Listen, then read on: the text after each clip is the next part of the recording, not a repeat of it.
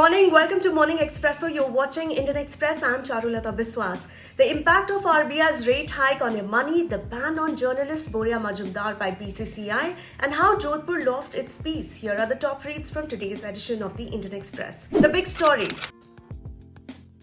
Bringing an end to the low interest rate regime, the Reserve Bank of India jacked up the repo rate, the main policy rate, by 40 basis points to 4.40% and the cash reserve ratio by 50 basis points to 4.50% to bring down the elevated inflation and tackle the impact of geopolitical tensions. And the sudden action to hike the rate, experts said, was prompted probably due to some understanding within RBI about a higher retail inflation print in April, a sharp hike in rate by US Fed, and deep worries over domestic food prices given their sensitivity in India's political economy. As it turned out, the US Fed raised its overnight benchmark rates by half a percentage point 9 hours after RBI action. This 50 basis point increase by the US Fed is the biggest jump in 22 years. The Sensex lost over 900 points between 2 p.m. when RBI Governor Shaktikanta Das started the announcement and the closing of the market. So, should individuals like you and me be worried? Well, the 40 basis points hike is not as much of a concern as is the possibility of many more rate hikes this year and the pace at which the RBI goes about doing so.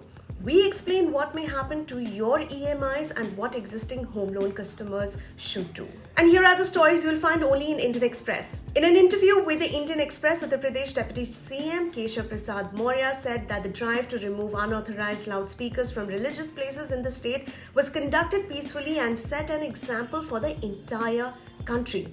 Opposition always makes provocative remarks, but the law and order in UP is all right, he said. Let's have a look at the front page. The BCCI has banned journalist Boria Majumdar for 2 years for threatening and intimidating India wicket-keeper Riddhiman Saha. The ban, among other things, includes not getting press accreditation for any matches in India and an embargo on interviewing centrally contracted players. The Indian Express exclusively reported on April 23rd that the BCCI was set to ban Majumdar after its 3-member committee found him guilty of pulling Saha. Meanwhile, at the second India-Nordic Summit, Prime Minister Narendra Modi discussed the Ukraine war with his counterparts in Denmark, Iceland, Finland, Sweden and Norway, expressing serious concern about the ongoing humanitarian crisis.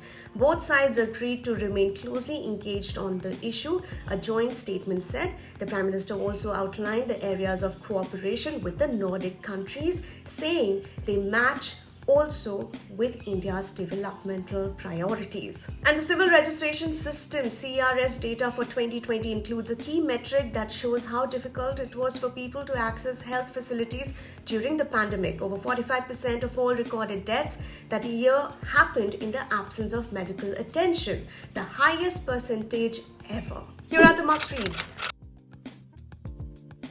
Religious flags were hoisted, a few loudspeakers were taken down, a flag rope was allegedly tied on the bust of a revered freedom fighter.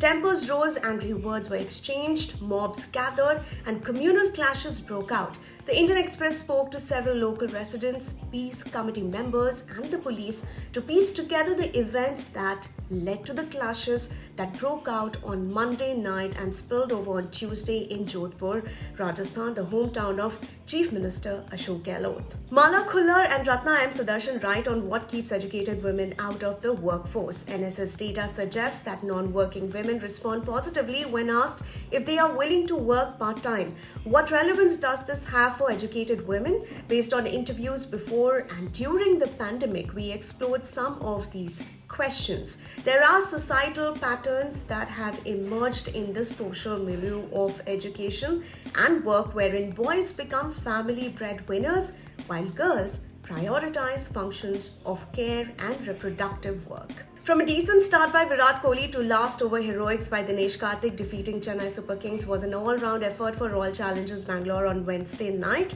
but it was the fall of Devon Conway that triggered Chennai's downfall in the chase. And in today's Delhi Confidential, some high-pitched arguments by counsel in the Supreme Court had Chief Justice of India N.V. Ramana losing his cool on Wednesday and advising them not to shout. And finally, in today's episode of the Three Things podcast, we take a look at what led to the communal clashes in Jodhpur, why landfills tend to catch fire, and why the Asian Games will be held under strict COVID-19 restrictions.